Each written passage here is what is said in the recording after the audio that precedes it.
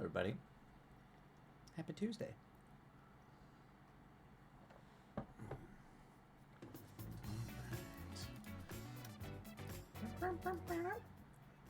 Actually, if I adjust, I'm still not sure. Okay, I guess so. I guess if I adjust the here, okay, yeah, it kills the audio. All right. So we'll just do that. Let's bring that up there. I was never sure if that's actually how this worked, but it looks like it is. So if I bring the audio down, yep, all right. So it works in OBS that way too. Cool. How about that? All right. Well, hello everybody out there in internet land. I hope you're having an absolutely lovely Tuesday. And yeah, today we're actually gonna get some work done, hopefully. We got a Shmoo back there. He looks like he's enjoying himself. How you doing, buddy? You napping? Maybe. He's just gonna stare at me. Just fine. Go back to sleep. Hi, buddy. You can go back to sleep. It's okay. I'll stop harassing you. Okay.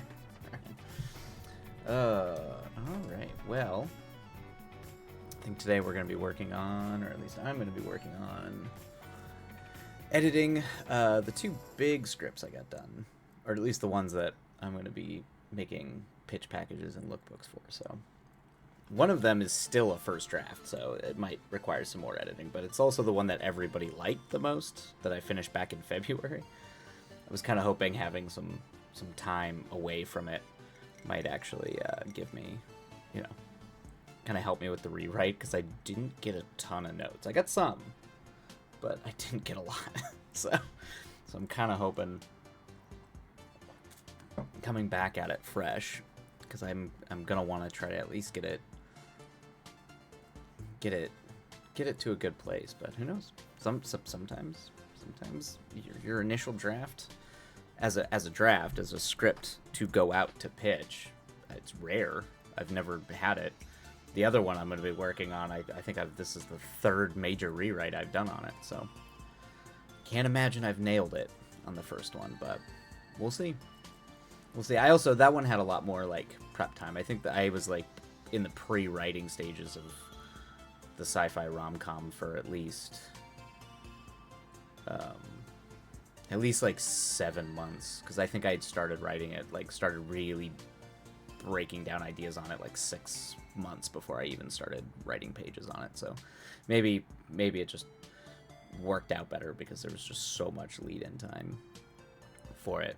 But it's also a much more structured, standard structure, since it's a rom-com, and I'm not used to writing rom-coms, so I kind of, even though I was trying to subvert the structure of it a little bit, it still follows the general overarching structure of the narrative. So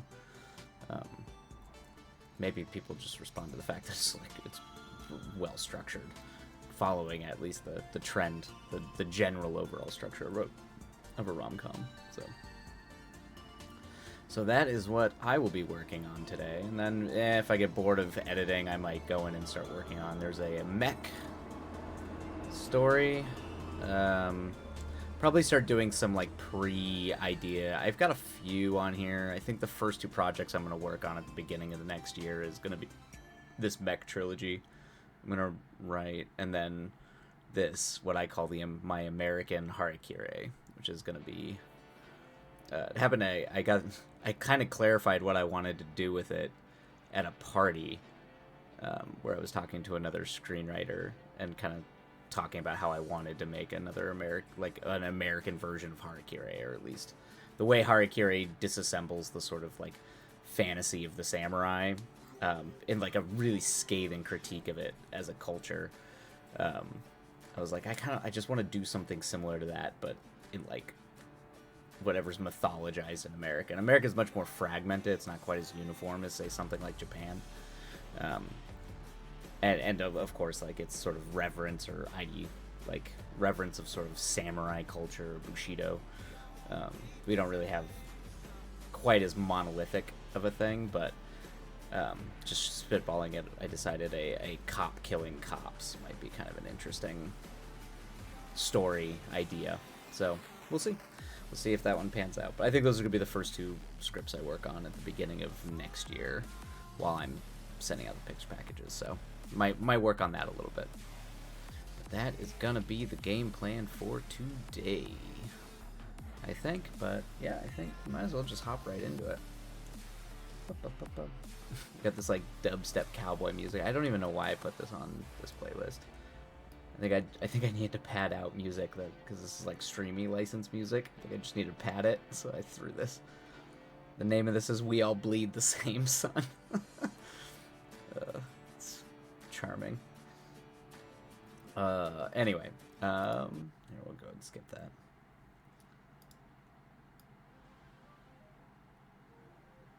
This one's kind of got a little bit of a Tangerine Dream vibe, which I'm here for.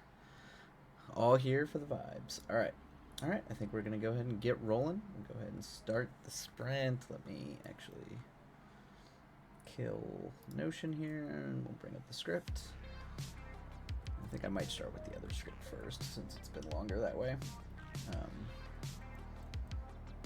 Maybe I'll stick with this one for now.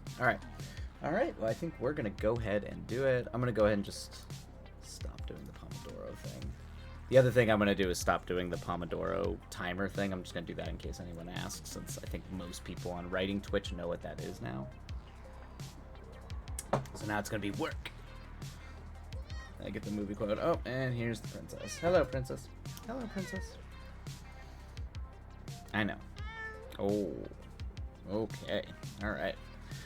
Anyway, let's get to work, beautiful people.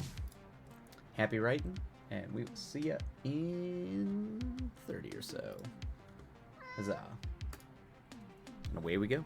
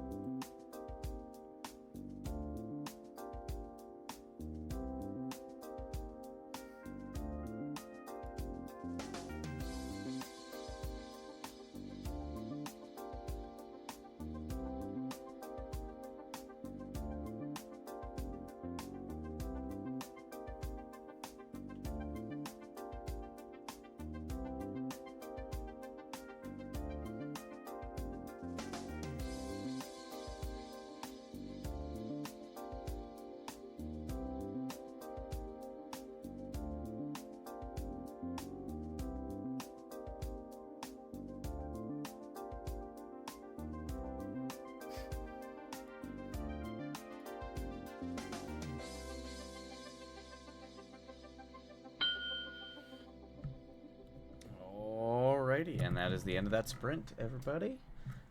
We got, looks like we're going to have ads run here in a short minute. But before, hello, Ghostly. Hello. But yes, I was going to say, I did, I remember witnessing they were filming in a parking lot. This was a shoot that a buddy of mine was on. My DP, actually. And he was working, I think he was working as a camera operator on a Hallmark movie. And they were shooting in a Walmart parking lot, and there was just a robbery happening. Like, someone was robbing the Walmart. And they got mad. They, like, expected them all to stay, and the crew was like, no, man, there's a dude with a gun out there. We're not staying. There's some wild stuff. But I think the scripts, if I remember correctly, those scripts are written in less than a week. And they're filmed fast. I think they're filmed in like 10 to 13 days. It's up there with like the Asylum movies, like those really bad Sci-Fi Channel horror movies, you know, like Megalon versus Tyrannosaurus Rex, like those sorts of like or like Sharknado, those movies. Though those guys are like famously bad.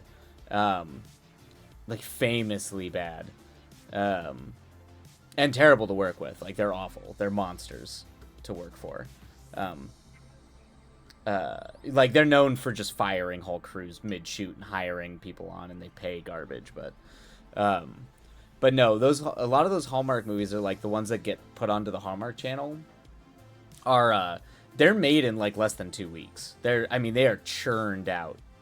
Most of the time it's written by the producers. Usually they don't have like actual screenwriters, or very rarely are there actual screenwriters writing it.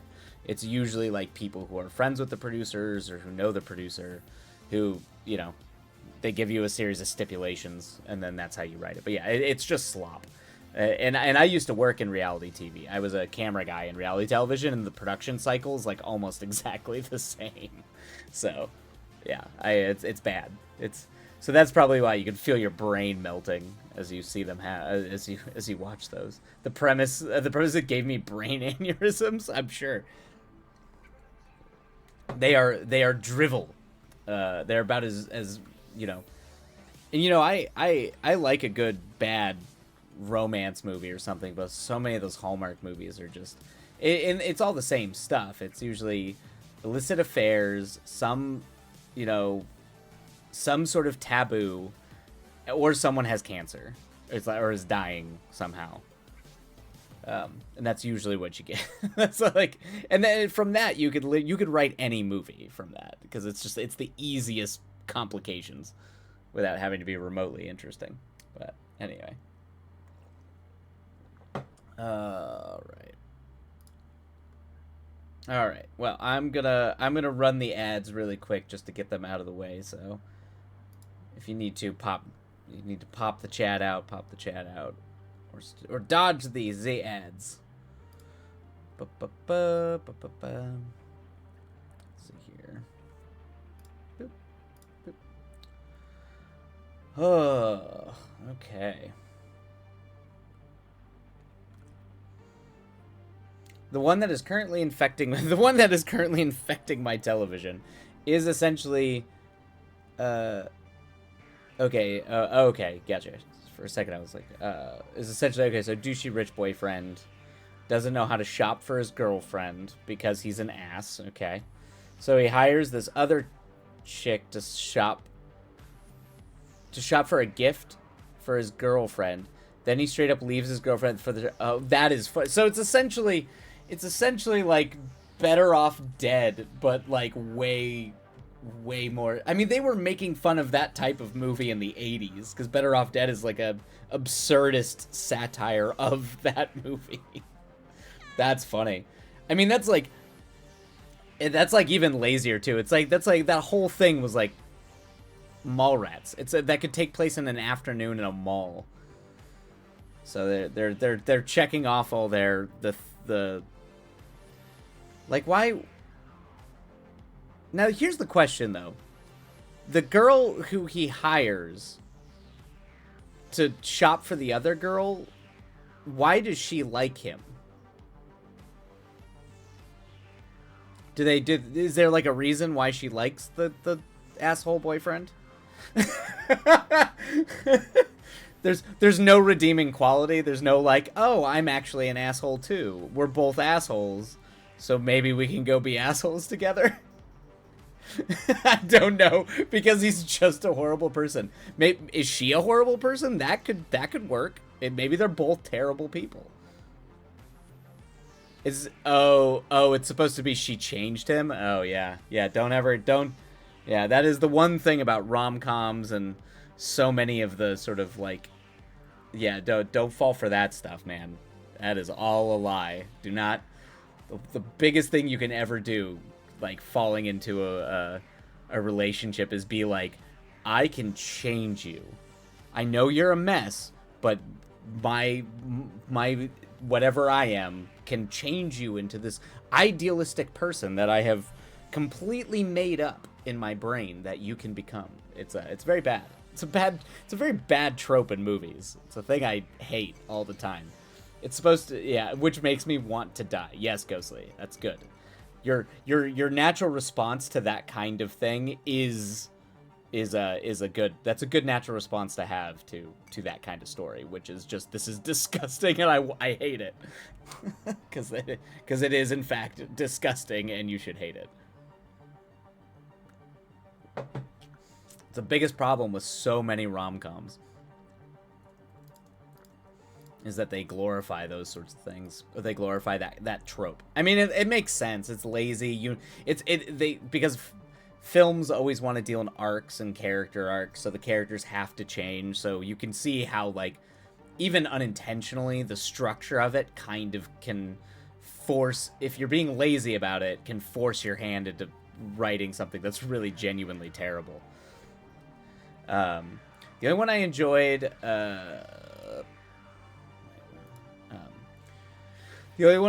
was this other one. Basically, this park ranger who is just an absolute golden retriever, basically putting this uppity rich lady into the sticks. Okay, that's good. She was terrible. I hated her, but he was just a little ray of sunshine. I loved him. Okay, so you just like the happy-go-lucky golden retriever man who was a park ranger. Yeah, they got a little bit of a... I mean, maybe not so much as a golden retriever, but that reminds me of Indiana Jones a little bit. That's kind of the same thing, even though there's so many problems with that movie. It reminds me of Temple of Doom, because that was the whole thing about, oh god, what's her name? I can't remember her name. But that she's just kind of the show, you know, she's the star music number who hates being out in the jungle and hates it, and then they're just like... it's not the same. Indiana Jones is bubbly and wonderful. He's not bubbly and wonderful. He's not like a golden retriever man. Interesting fact, I have never seen an Indiana Jones movie all the way through. I have a theory about that. Because you're not the only person in that sort of general age bracket that has not seen an Indiana Jones movie all the way through. And I think... I don't think Indiana Jones movies aged into that group. Like that I just don't think that it came with that. Indiana Jones is always very closely tied to Star Wars. And the last movie came out at the very beginning of the 90s. And I grew up being like really interested in archaeology, and like I was really obsessed with like Egypt and all that kind of stuff. So I think that the sort of like those old pulp adventure stories, for whatever reason, I kind of think we might be the last that liked that kind of story, because they are very antiquated stories. Like, don't get me wrong, there's reasons why stories like that have fallen to the wayside. I've seen random bits with Short Round. Yeah, that's from Temple of Doom. That's the second one. And I've seen the River Phoenix part, right? That's the beginning of Last Crusade, which some people, there's always the debate. You always know a lot of people hate Temple of Doom. I have a soft spot for it, even though it's a deeply racist film and has so many problems, but there's elements of it that I actually enjoy. But there's always the Indiana Jones crowds. It's either Raiders of the Lost Ark, which is the first one, or the people that liked Last Crusade, which, of course, the first 20 minutes of Last Crusade is all about River Phoenix. Yep. River Phoenix was a treasure. He was one of the best. He's one of the great acting tragedies that he passed away. Now we're just left with Joaquin. Even though I like Joaquin. I definitely hate some of the movies Joaquin's in, but I do like Joaquin. But it is a shame. Him and Heath Ledger, those are my boys. Do you ever watch Explorers, Ghostly? If you ever want to watch an interesting movie, it's not a great movie, but I grew up on it. It's one of my childhood favorites. But it's a very young Ethan Hawke, River Phoenix, and oh shit, who plays the third kid? It's essentially about kids who create a spaceship out of junk and go to space. But it's called Explorers. No. There's no mice in it. No, it's who is the third kid in that movie? It's another big. It's a. God, is it the? I wouldn't say it's a great movie, but I love it. Like, I grew up with it. It was a movie that I really loved. And I guess was it just Ethan Hawke? I mean, they're definitely the leads. Jason Presson, I guess, is the other one. Oh, you were thinking of The Rescuers. No, this isn't animated. This is a live-action movie. It came out in 1985. But if you like it's young River Phoenix, but if you like River Phoenix, it's a River Phoenix movie that was one of my childhood films. And it also was like a movie that said MTV ruined not just Earth, but the universe before, like, when MTV was still barely a thing, which I thought was kind of cool. Even though it's kind of like modern 80s television is terrible. It's like the theme of the movie. Which is pretty great. All right. Well, I think we will we will go ahead and get started on this next sprint. So let's go ahead and get a rolling.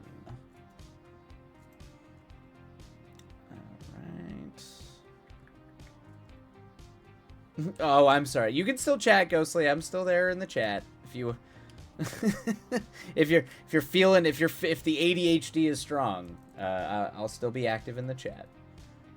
But don't worry. In 30 minutes, we can continue the conversation about River Phoenix. Also, Stand By Me. Stand By Me, another great River Phoenix movie. Okay. All right. We're gonna go and start the sprint, and away we go.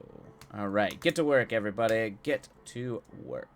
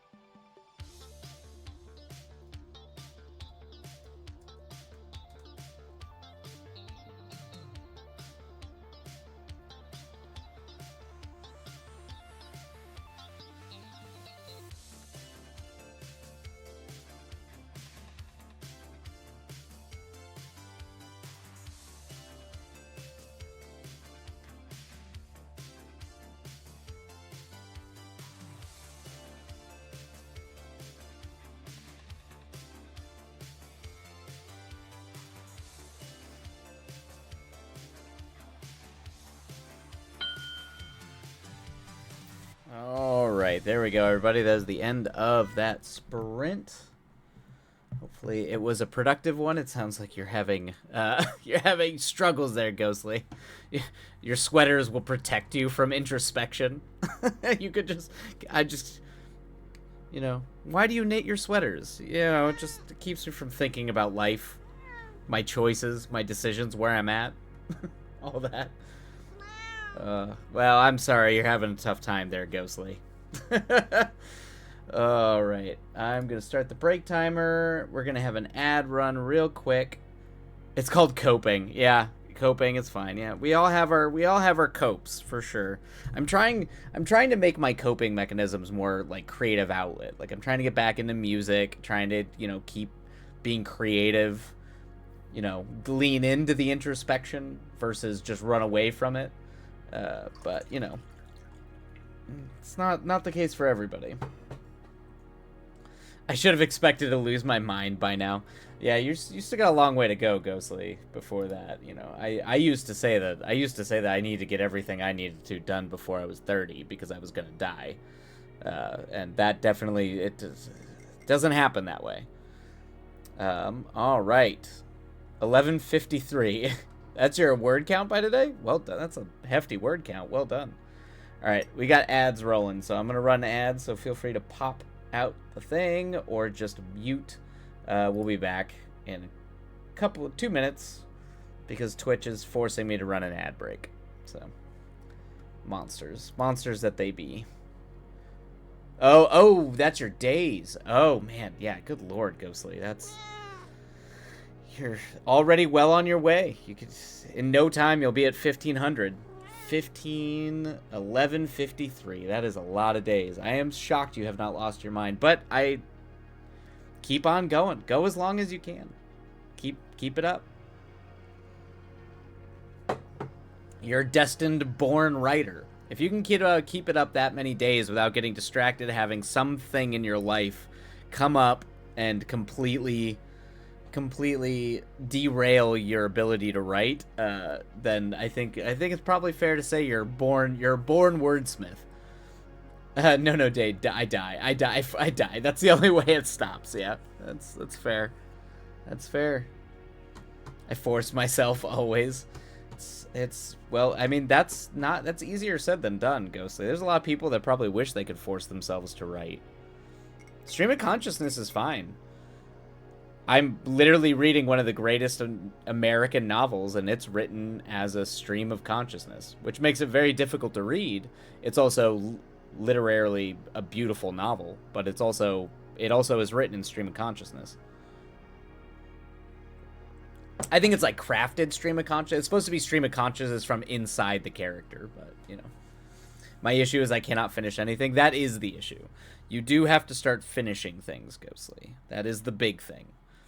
It is, you're already, I think that's what's doing me in right now. Yeah, I think you just need to finish things.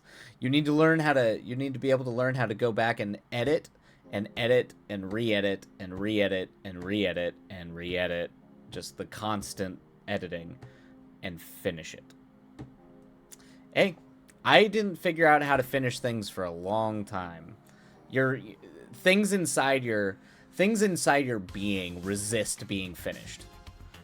You would be amazed how much the world does not want you, including your own mind. It's not just your mind, though. It can also just be the factors of the universe and the world will fight you at every turn to actually finish a thing. To the point where you just have to be the one to, like, bring the hammer down and be like, no, I'm finished. It's done. We're done. Moving on. And that's hard. That is not an easy thing to do. It is an acquired skill, for sure. I am a rabid ADHD squirrel. Yeah. Yeah. You know who's still working on the Henry and Johanna? Me. Oh, dear. Oh, dear. Yeah, I mean, but you're working, it's a hard chapter for you. So that's fine. That stuff can take time. That's hard to do. I'm still plotting a segment of my Pond Boys script, because I had the whole second act as a struggle for me. Because I have a tendency to want to write everything to be very deeply introspective and not, like, have them encounter things in the world that they have to deal with. I just want them to think about things. It's difficult. Sometimes those things can be hard. It's different for every person, but that's how that goes. Sometimes that be the struggle, but fighting against that and working through it is what makes you a better writer. Makes you better at just your art or your craft or whatever it might be.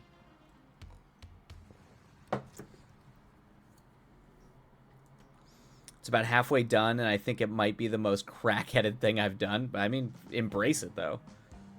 Embrace it.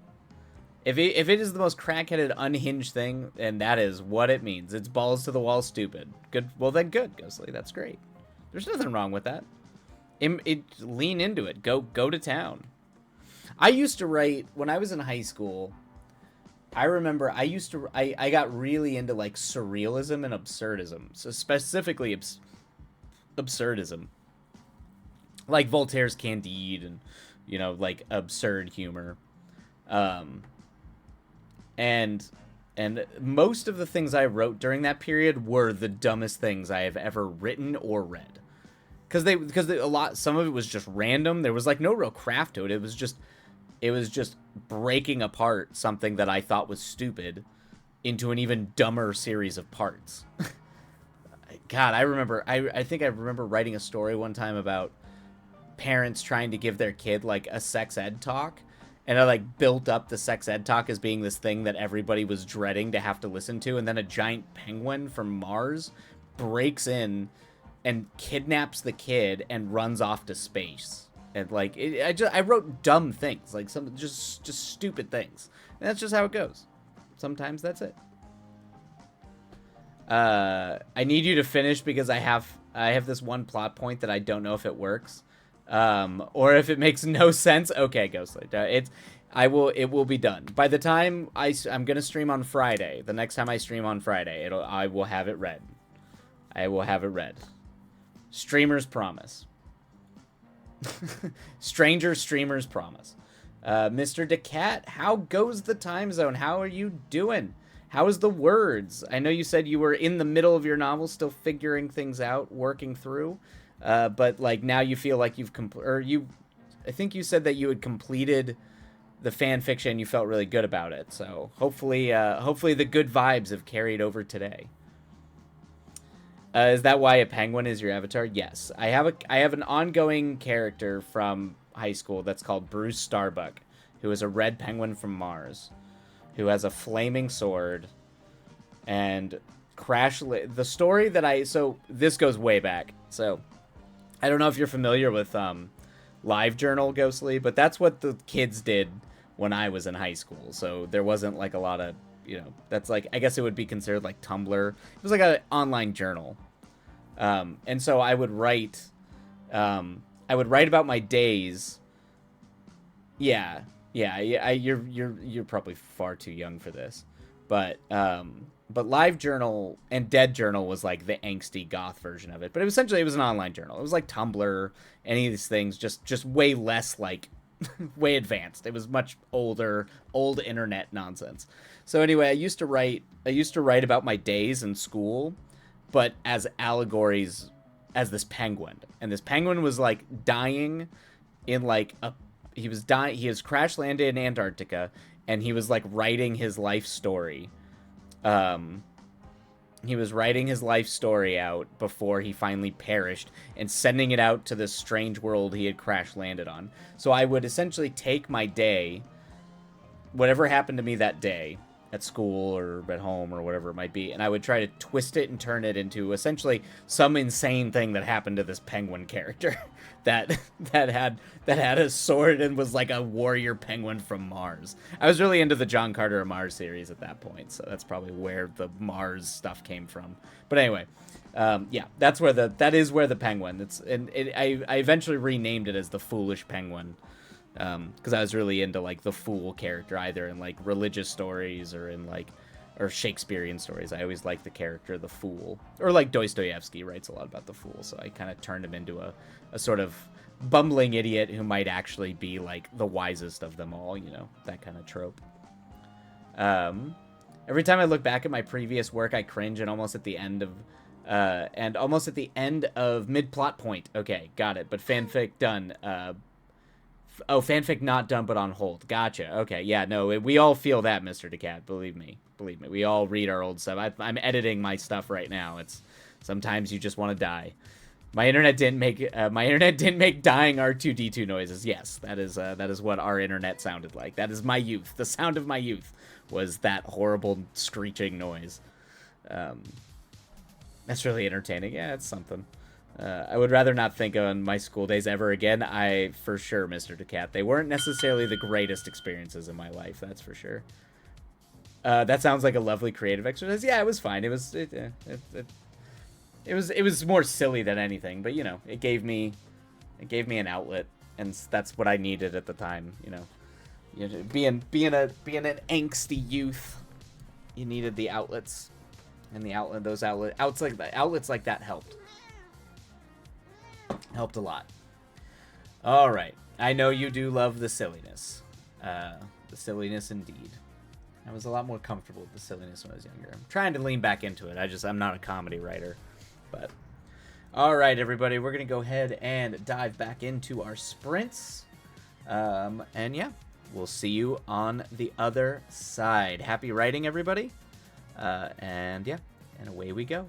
I used to write on a Call of Duty fanfic back in the day, or Star Wars Empire Invading Earth. That's cool. That just sounds rad. I would love to see that old Call of Duty, but just like Star Wars, that's great. And that is a good outlet to have, Ghostly. The outlet of the voice of a 50-year-old British man. I think as I slowly get older, mine is essentially just slowly becoming either a mixture of the stand-up comic Dylan Moran and Hayao Miyazaki, which is just increasingly grumpy, cynical, but wants to continually write about how there's hope. But that's as I get older, I just get angrier and more grumpy with the world. All right. And away we go, everybody. That's a vibe. Yeah. It's a mixture of Irish humor and 80-year-old Japanese animator man cynicism. Yep. All right. Misanthropic humanist is a good way to put it. All right. Happy writing, everybody.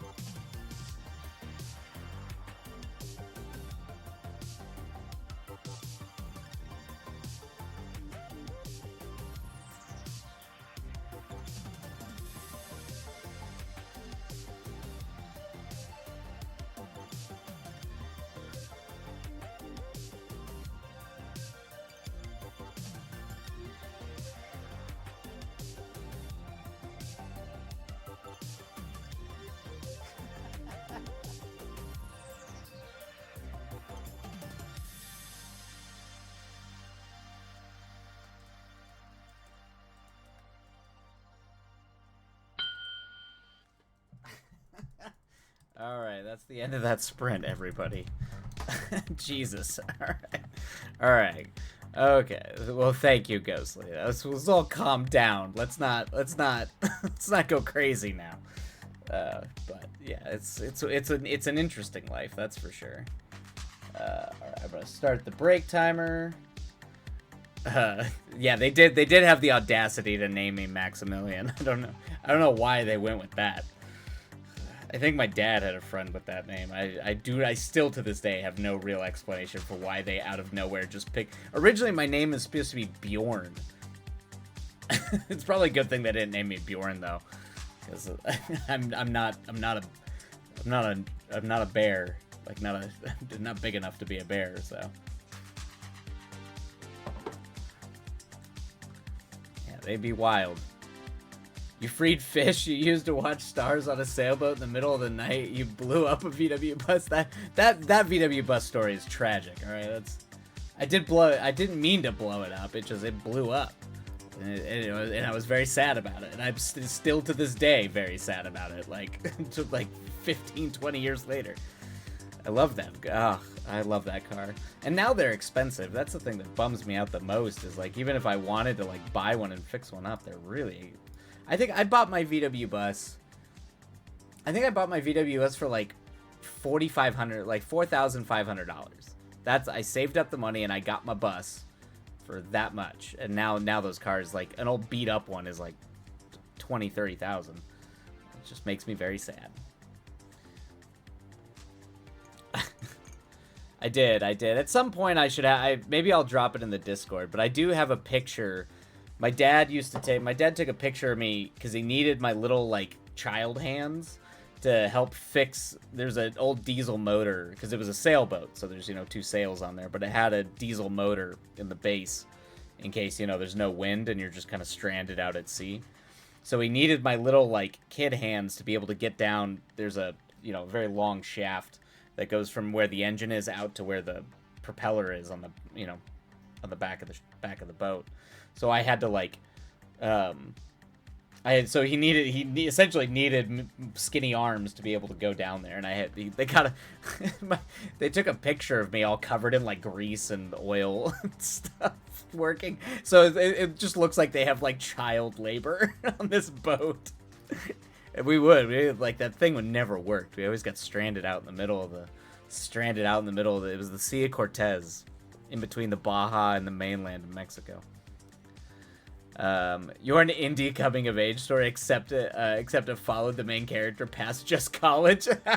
That's true. They do make those characters overly.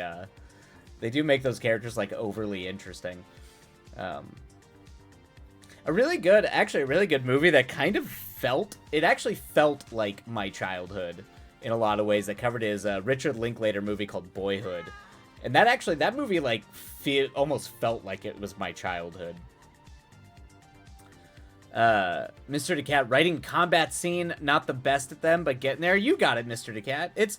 Remember, practice. It's always practice. Practice. That's the biggest thing. But practice, you'll get there. I'm not great at writing action. It's not my forte either. But if you keep it up, keep doing it, you will get better. You will get better. That's very funny. They gotta be quirky. Yeah, I guess I would. It's funny because you think it's quirky, but growing up with some of that stuff, it doesn't feel quirky. It feels. It never felt normal. I will say that. It definitely felt normal, but it definitely isn't like quirky. Like there were times where we got caught like hurricanes where I'm like, I think we're gonna die. Or like every time my dad would take me out, force me to fly the plane or something like that. The one time we did where the engine did fail, and then you're just flying up there with no engine, gliding, hoping, you find some place flat to land. There's points where you're like, oh no, I think I'm gonna die. I haven't even graduated from high school yet. Anyway. Yeah. They might have found me, Ghostly. It's possible. There's all them sirens. Force you to fly the plane. Excuse you flew the plane. Oh yeah. There's a lot of stories about that. So my dad was a pilot. My dad was an airline pilot, and he had an old J. I think it was a J3. It was J3 or J5 Cub, which are like they're not hefty aircraft. They're made out of wood and like fabric. They were old World War II spy planes, and yeah, he would take me up flying in that and teach me how to fly. He also he had an old helicopter too. He would try. I was not good at the helicopter thing. The helicopter thing was it's you have to be really careful with that if you're spazzy, because you can barely control the machine. But anyway, yeah. So he would do that and then like cut the engine and stall the plane and see if I responded in time. He made me stay at home one time when I accidentally almost rolled the plane and had to fix the wing because the wing hit the runway as we were landing. And so he was like, I guess I know what you're doing this summer. And I'm like, I didn't ask to fly. You just take me up there and then force me to do stuff. I'm like, I can't reach the rudder pedals. I'm a child. I'm a literal 12-year-old. It's just like... No, I was... let's see here. You just keep mentioning things nonchalantly. I know I spelled that wrong and choosing not to get it. That's fine. Hold the vote. You in high school flew a World War II spy plane? It was before high school. My dad made me fly that thing when I was in middle school. I was like 12, 13, 14. Yeah. I was like 40. It was all mostly like middle school or when I was really young. He would take me up flying when I was really young, but he really... I did log hours. Because my dad wasn't a licensed instructor. There was a period where I think I logged maybe like, I don't know, 10, 12 hours with an actual flight instructor before I think they figured I did not want to be a pilot. And a helicopter? What the hell? Yeah. My dad had a helicopter as well. It was an old rickety. If you ever watch MASH, you know those big bubble helicopters with the bubble things? That was the helicopter he had. And it was rickety, and it almost killed us all the time. Me and my dad just went to the zoo. We went roller skating. Yeah, I don't think I ever went roller skating with my dad. We used to roller skate. I went ice skating with my dad once. Most of the time we would ski. Skiing was a thing my dad would do. I don't think my dad would do too much roller skating. That wasn't his jam. But yeah, I can tell you about the times. I can definitely tell you about the times. I mean, he and my mom, when they were together, they used to fly drunk. They used to go up and fly hammered up in Alaska, or I think they would do it and they would essentially like, they would go up there because my dad was a bush pilot, so this was before he was an airline pilot. This was back up in Alaska. They would go up, fly in the mountains. And it's Alaska, so the weather's always terrible. And they would like airdrop, so they would open the door and they'd just throw things out with little parachutes on it. So if their friends were out camping, they would essentially go get hammered, like buzz them, and then drop like, you know, wine and booze crates and things like that, and it would like float down to them so they could go get drunk while they camped. I don't know, they did insane things. Both my parents should not have survived to have children. The kind of crap that they got up to. Yeah. Every Saturday he would take me roller skating because it was cheap and we were poor. Yeah, well, my dad definitely didn't like spending money, that's for sure. Not on stuff like that. But yeah, my mom was more, it was kind of weird. My dad was an airline pilot, so they had money. They make, not like rich, but you know, they had cash. But my dad would then, you know, spend it on like planes and helicopters that didn't work that he would then fix, and then they wouldn't be fixed and almost kill us. But my mom was the one who I spent a lot of, my mom struggled a lot financially, so when particularly later in high school when my dad and I, you know, typical teenage boys don't get along with their father kind of thing, I spent a lot of time with my mom, and you know, the house was falling apart and all that kind of stuff. But wow, and here I thought my urban exploring in middle school was wild. Hey, urban exploring, you can find some crazy stuff out there. Don't Don't sell yourself short. There can be some wild experiences in urban environments.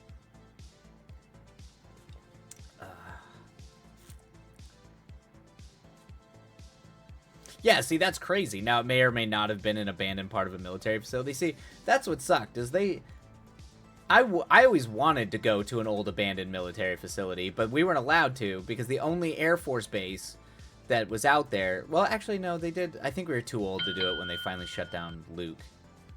Or maybe they kept Luke open. I can't remember. I think that maybe they kept Luke open because of Palo Verde, because we had a big nuclear facility there, and I think they maybe kept that open. Yeah, I don't know. Because we always wanted to. Yeah. We always wanted to go to, like, weird old military facilities. But we don't need to talk about that. Ghostly, you might be on a list. You might you might be on a list doing things like that.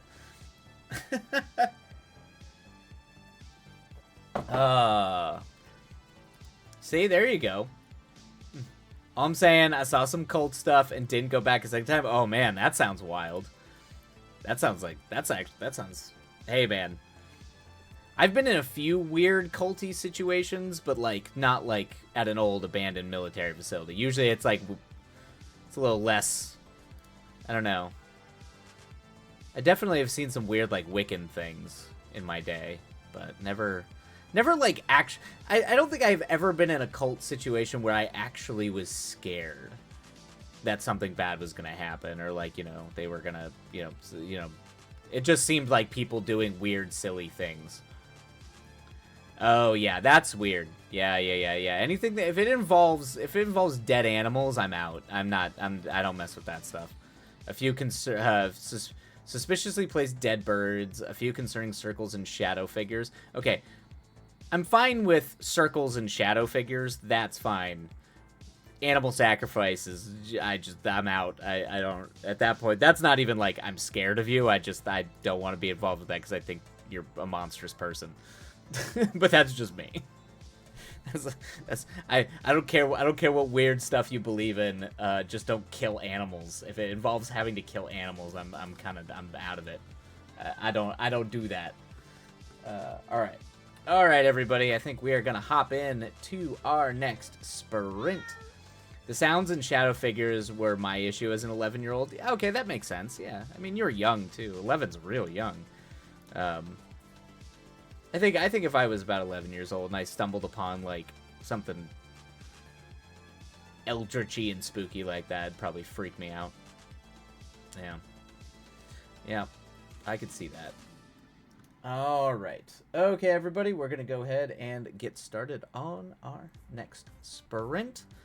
So, happy writing, and we'll see you on the other side. We don't we don't need to deep dive into apparently I need to write an autobiography. Maybe. We'll get there at some point. I don't know if that's ever going to happen. But in retrospect, I would have been a prime candidate of human sacrifice. I mean, most of us would be. I figure the kind of people that are going to do that are probably going to do that. But I doubt they were going to sacrifice humans. They were probably just being asshole kids. Glad I had enough sense to get the fuck out. Yeah, true. Smart. Because asshole kids can cause problems and put you in dangerous situations, even if what they're intending isn't necessarily harm. Asshole kids do get people hurt.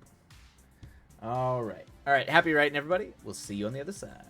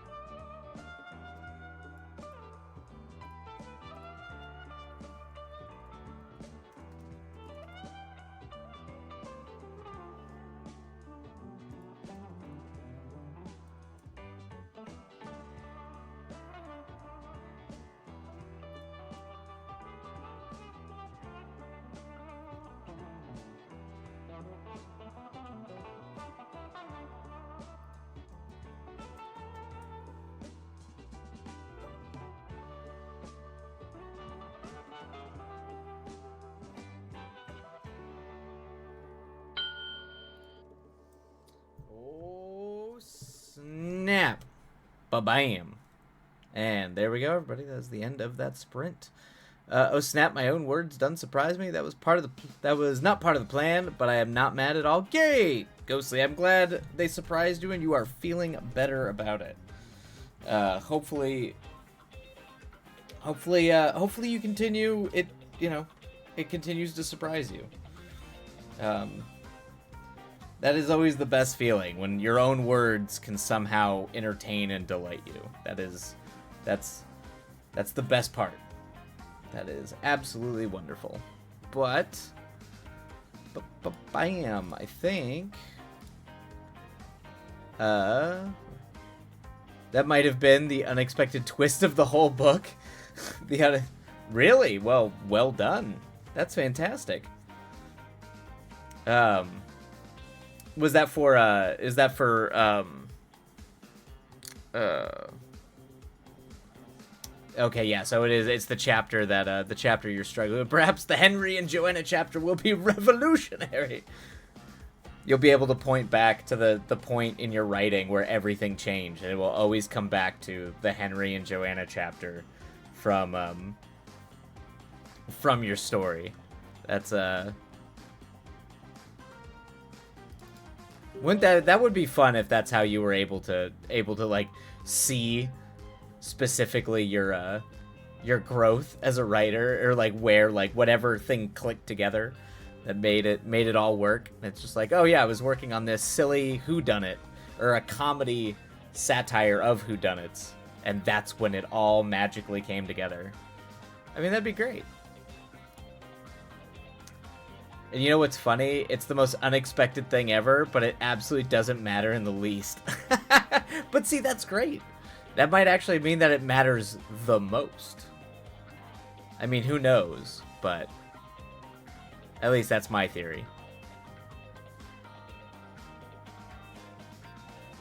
Oh, do we got a ad break? Of course, is harassing me. Away with you. Totally unnecessary to the larger plot.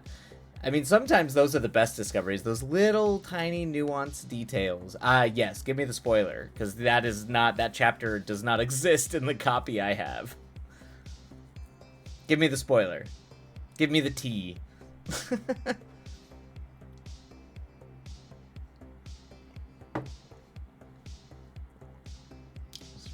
the 15-minute break timer. Henry beats a guy with a self-help book. I love that. That's good. Particularly for Henry, I feel like that is a magical moment. There is something beautiful about... See, that's all you need. That makes that chapter worth it. Just that little thing. At that point, it's all build up to when Henry gets beat with a self-help book.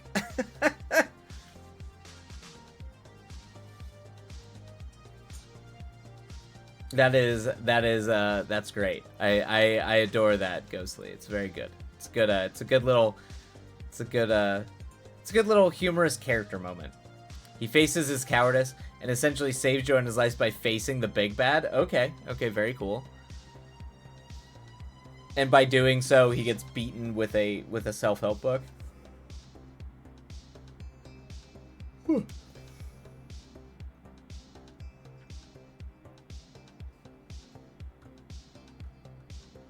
Nay. Oh, okay.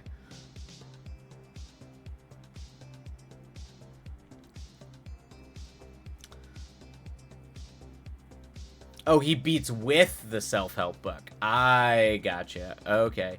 Oh, he beats the guy. Got it. Yep, I misread that. You're right. Okay. That's great. That's great. Man straight up clocks Jason Voorhees with a self-help book. That is great. I do like the idea of like Jason Voorhees in the mask and just getting hit with with something for dummies, just like in frame, just featured in frame, just wide smacked right across the face. I'm actually wonder if that hasn't been done in a Friday the 13th movie now. I'd be genuinely amazed, because the deaths and the things that they do in those movies now are so cartoonish and outlandish. I feel like that should have happened.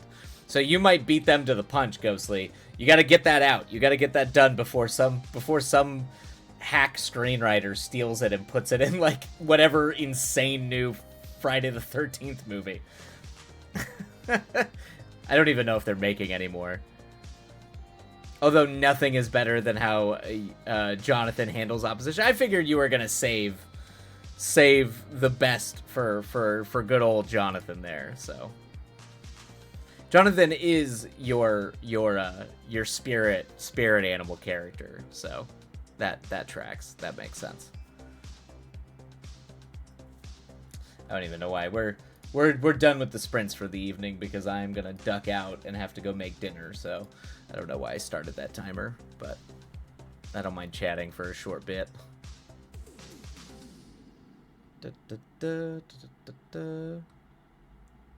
Can you guess what this man does when faced with a murder?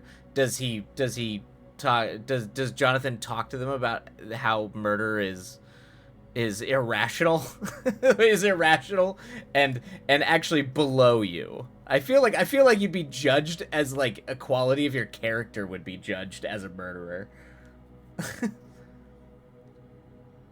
Because it's so dumb, like Glass Onion level. Well, that's great. I love Glass Onion. That's like one of my favorite bits. Okay, what is it? What is it, Ghostly? No, it's better.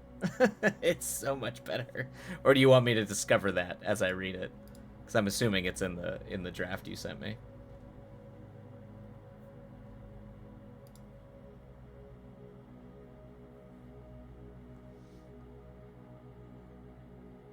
Oh God, you're right. That is better. Good Lord, you're right. that is. He thinks this is a game of wits. Yeah, he would. He literally would. Oh, that's that's good. That's good, Ghostly. That's a very good. That's very good. It's very on point. Yeah, that's well done. Well played. I'm gonna soft clap, golf clap you, because that is great. This idiot treats his own attempted murder as a game of wits. Yeah. He thinks he's Sherlock Holmes. Exactly. Yep.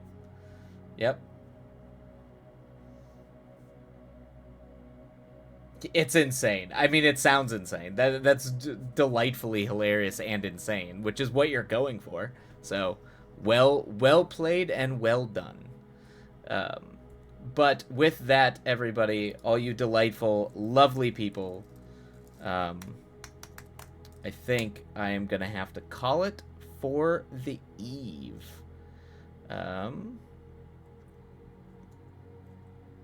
Oh, Maya, you just showed up. Cock-a-doodle-doo. Welcome in, Maya. Yes, you have made it. You've made it as I wrapped up stream. Yes, Maya, I do have to go make dinner, unfortunately. However, I am gonna be trying to shift to going a little bit later, from here on out. Now that it seems like work is winding down, I don't have to be up at 5 a.m. anymore. So, so starting probably this Friday or next week after Christmas, I will be trying to do some later streams. I mean, I should start around the same time, like 3:34, but I'll probably be trying to go a little bit later. But how are you, Maya? Well, next stream then. Yes, I need updates on the shiz.